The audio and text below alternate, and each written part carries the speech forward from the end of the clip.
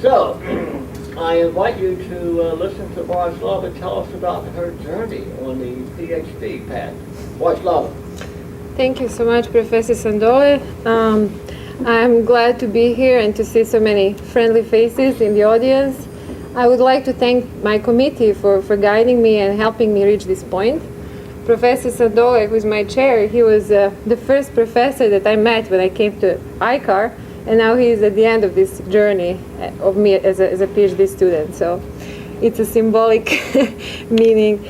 So my title is Search for Positive Peace in Eastern Slavonia, and I will just give you briefly about myself. I am from Eastern Slavonia, and my search for positive peace started when we lost peace in Eastern Slavonia in 1991, when the war began. And this search for peace led me to join the United Nations mission in Croatia first, and then in Kosovo, where I worked for 7 years. Then straight from Kosovo, United Nations mission, I came to the US to study conflict resolution. And this search for peace is still ongoing, but I hope that this study will be a small contribution to that search.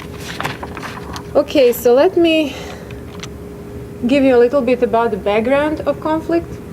So ethnic conflict in Croatia emerged in the wake of Yugoslavia's disintegration in 1991. And parties to the conflict were Croats who wanted their independent state, and Serbs who wanted to stay in Yugoslavia. And their status was dwindled to the minority status within the new Croatian state. So these were some basic claims that were incompatible. The conflict lasted for 4 years and ended in 1995 and resulted in 20,000 casualties and a few hundred thousands of refugees and IDPs.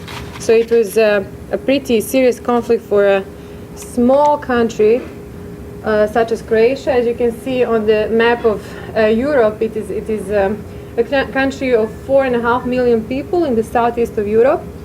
So these numbers of casualties and IDPs were really pretty serious. And the region that I use as a case study in my dissertation is Eastern Slavonia, and it is at the very border with Serbia and Hungary in the north. So this region saw a lot of fighting and atrocities during the war. There is a large Serb minority living in that region, and even 17 years after the war has ended, there is still the reconciliation processes are still ongoing, and this distrust, segregation, and negative peace are still present in that region. So what is my topic? What is my study about? I focused on how the school communities in Eastern Slavonia deal with the legacy of contentious past, and how competing historical narratives influence participants' view of self and the other. So my participants are the members of school communities. These are students, parents, and teachers. I was very much interested in the interplay between individual and official narratives. So how are the meanings about the past mediated and appropriated, and what is the role particularly of the parents and teachers in these processes? So why did I choose this topic, and what is the significance of this topic? First of all, negative peace is still there in Eastern Slavonia. There is segregation, there is absence of cross-group friendships and lack of intergroup interaction that highlights this divide between communities. Also, memory and history can have very concrete impact on the ways in which post-conflict societies function.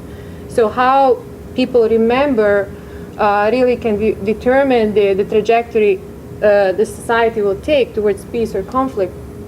Also, I was wondering if these school communities that are currently repositories of conflict, if they can serve actually as repositories of peace, and if some change can be introduced in these school communities. So how did I do it? What was my methodology? I used a case study, and this case study of Eastern Slavonia was more descriptive than causal, which means that I really wanted to gain deeper understanding into the key case rather than make generalizations or test a hypothesis. What was interesting within this case study is that there was a variation of integrated models and segregated models of schooling. So students, the children of both groups are attending either integrated or segregated models of schooling. Integrated models of schooling mean that both Serbs and Croats are attending the same classes, and segregated models of schooling, they attend separate classes and they have separate teachers. However, what's interesting is that students in both of these models use the same history textbooks and the same curricula. Okay, so data collection. Data were collected from multiple sources. First, three history textbooks, and those textbooks are actually used in schools in Eastern Slavonia. And I also conducted 60 semi-structured interviews, 40 with youth, 12 with parents, and 8 with teachers. And for my data analysis, I used thematic discourse analysis. Now, thematic discourse analysis, I found it very useful because I was interested in the structure of narratives, and I was interested in most prevalent themes that are occurring in those narratives, and I wanted to connect those themes with wider discourses. I also had Likert scales questions, and these Likert scales data that were obtained through these questions, I analyzed them using descriptive statistics. Okay, so comparisons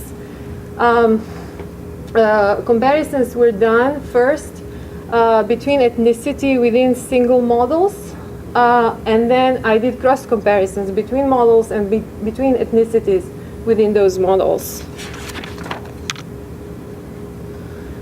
And in my data analysis, I was interested in 4 relevant sections of interest. First, relevance of history for present, influence of recent history on the view of the self and the other, the role of parents and teachers in mediating historical meanings, and suggestions for the future.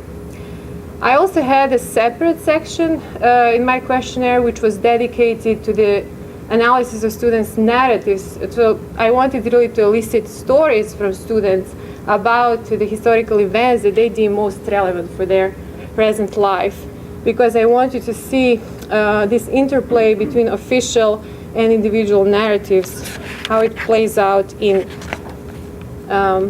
the case of students. My theoretical underpinnings. So these 2 theories, Giddens structuration theory that Professor Sandole suggested kindly, proved to be very useful for the analysis of my data. Also, I used dynamical systems theory. So, since I was interested in this interplay between official and individual narratives, structures, and agency, Giddens' theory that focuses on the processes of structuration was really important for me, and also how these structures, how these discourses were internalized, and how they resonate within individual narratives. That was very important. And I mean, Giddens himself says that structures can be internalized within individuals in terms of memory traces and instantiated practices, and this is something that was really important for making sense of my data. The other theory, there is looking at the school communities. I find it the analysis of that would need a systematic framework, and although all the individuals were the primary units of analysis, so members of school communities were the primary units of analysis. These individuals are still embedded within different systems, such as educational systems, such as national system, international, regional, and so on. So these intersections of these systems and interplay of these systems within individual was very important for me to understand the processes that are going on.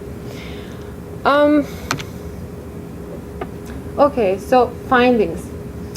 One of the key findings is that education, and particularly history education, takes place in both schools and at home.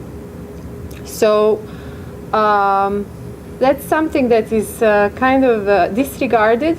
The private spaces for learning and teaching history that are taking place at home and within families. So this is one of the findings that I have that I think is important. Then integrated model seems to generate more agreement than segregated model. And recent history is relevant to students in both models. And why is it important? It's really strange because students did not witness the war, recent history, so they did not experience it. So their attitudes, their behaviors towards history, recent history, is socialized. They learned these attitudes and behaviors.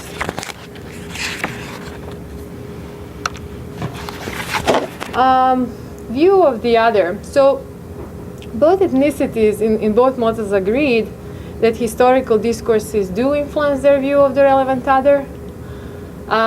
Majority of students participants in integrated model of both ethnicities states that they wish to learn history together, while in a segregated model it was quite the opposite. So it seems that integrated model generates more agreement. View of the self. In both integrated and segregated models, for Croats, the nation-building narratives were really important for their sense of self. So Croatia, as a young state, and where processes of nation-building are still ongoing, so this is not a surprising finding. But for Serbs, they define their identity as a nation that lived dispersed and outside the borders of their motherland. So they are totally disconnected from these nation-building narratives, and they do not define their identity in relation to the political entity, but more to the cultural entity. So what I also discovered is that students' narratives only partially replicate official narratives.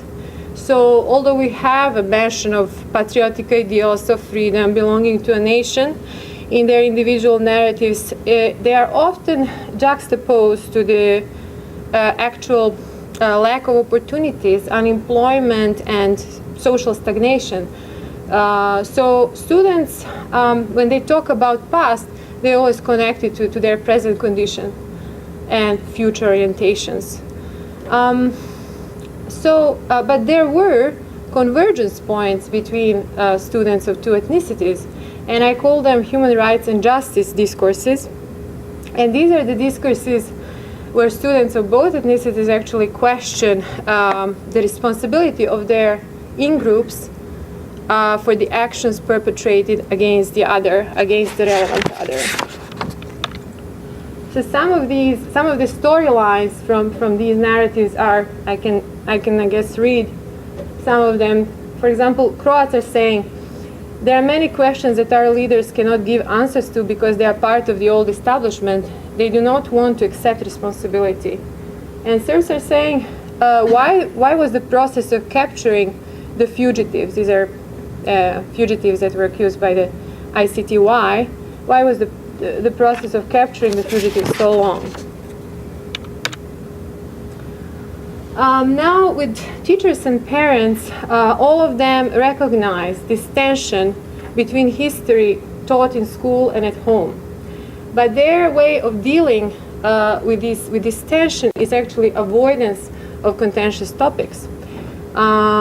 Because they are afraid for their children's socialization with the other ethnic group, and they don't want to create more divisions. That's how they framed it. They definitely play an important role in process of mediating and appropriation of historical meanings. What the students said is that their main source of historical knowledge is the internet. Strangely, not the textbooks or anything else, so internet. But this information does not become alive until they really discuss it with either their parents or peers or teachers. So it's a process of appropriation of historical meanings is relational. And this is the last section of my findings, in which I asked teachers, parents, and students to give suggestions what can be done in this situation.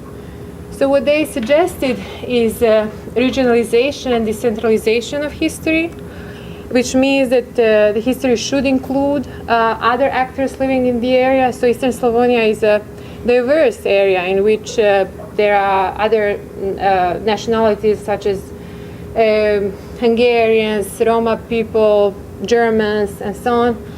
So that history should not really just focus on key contenders of Serbs and Croats, but also include the others about which we don't know we don't know what happened to these other nationalities and minorities that live there at all. They're totally excluded from this historical narrative. The other suggestion is integrated schools and the importance of language. Language was used from the beginning of war as a tool for division, for creating divisions, for creating these autonomous identities. And particularly parents and teachers, they remember old Yugoslavia. And they remember that the language was really some opportunity for learning. It should not be seen as a threat as it is seen now. So that is something that these children should actually learn again in these schools. And they also pointed to the need of creation of shared identity. And they are all hoping that within European Union, when Croatia joined European Union, these superseding European identity can be created, which would counteract local nationalist tendencies. So, implications for research. What I found very useful when dealing with this complex conflict situation as the situation in Eastern Slavonia is that we need to examine both structural as well as individual processes that are taking place. And that comprehensive research strategies should include various stakeholders, but with special attention given to the local, to the grassroots. Implication for theory. It was very useful for me to analyze and to look at this case study using complex and dynamical systems theory. Educational systems as complex and dynamic systems it was important for me to envision them as such because the processes that are taking place within those systems are not linear, and they cannot be explained as a consequence of one or few simple causes. So a complex systemic approach considers multiple causes, events, and stakeholders that are dynamically influencing each other to produce certain outcome. So It was not very useful, for me to just look at textbooks or teachers' trainings or curricula or so on, because it's good to look at it, but it does not offer this comprehensive picture. So when exploring educational models in Croatia and looking at these different processes, I, for example, discovered that what was missing is that this component of private and family space for shaping children's view of history that was totally that escaped the literature so far. Now this is the model that I developed because I was interested in the relationship between time and narratives and historical narratives. This is a hypothetical model, and it shows the historical narratives are actually the spiral, and the axis going through is the axis of time. So historical narratives, what I saw, do not really have a closure, because the endings are sort of contested. So their structure is, for me, it's better envisioned as a spiral that stretches through time. So when, for example, people talk about past, they always connect it with their present condition and with some future orientation. So there is some kind of simultaneity and time that is in flux, that is going on through time.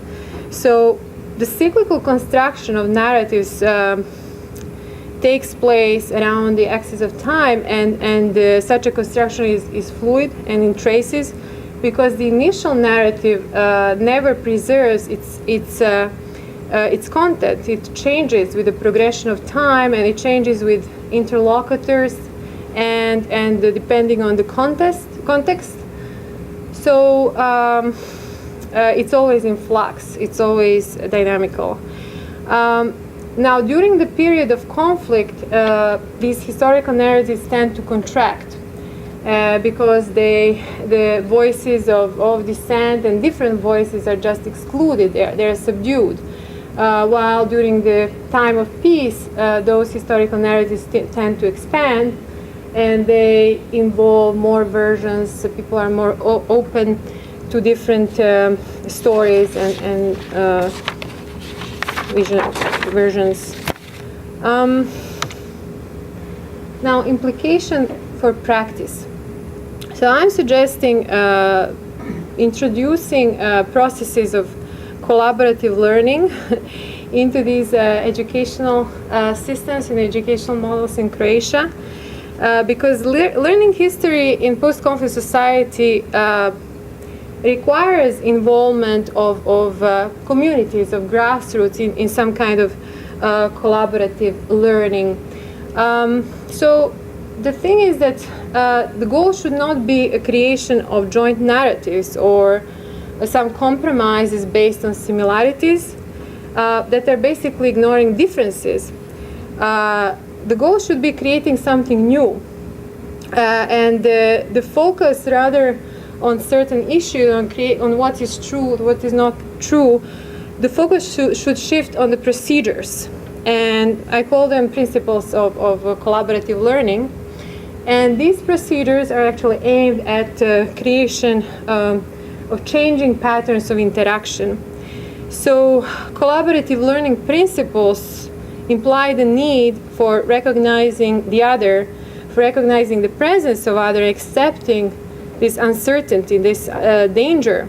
So it's a creation of space for this initial leap of faith, of engaging with the other that you don't trust, the other who is an enemy.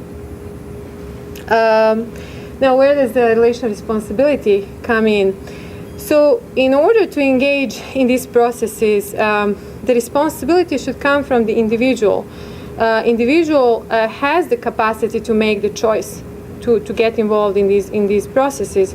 So my focus were the grassroots and were individuals, because I believe that they should not be considered as passive and marginal. And the individuals actually are regaining their agency by taking on the responsibility to question what is considered right, what is considered mainstream, what is considered official. And we saw that in the study when the students with human rights and justice discourses, when students started to question those official discourses that are dichotomous, that are about us as victims and others as aggressors. So another point is that such responsibility does not occur in vacuum. It is produced relationally through interaction with other community members who are engaging in these processes and renegotiating, identifying these similar social patterns, so on. So in this way, we can actually create networks, social ties that can function within structures and despite structures.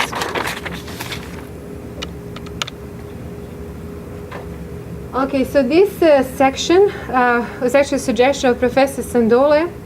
And since I'm using systemic approach, it makes sense also to mention upcoming Croatia's accession to the EU. So Croatia should become a new member of the EU in July. So what are the implications? So these are mostly predictions. So basically better regulation and policies that would reduce corruption, improve mobility of people, and provide overall security. That is something positive that the EU requirements for Croatia really, brought about, and that can have a positive impact. But what about relationships and reconciliation processes that are taking place at the grassroots level? Now, this is a more difficult question. What I observed currently is that the cooperation between Serbia and Croatia is getting much better, and the economic ties are there, and that there is a change in discourse, in political discourses at the top level. So you have Croatian president using very moderate discourse towards Serbia, which is good. And recently, the same we heard from the Serbian president. So positive change in relationships is already taking place at this top level.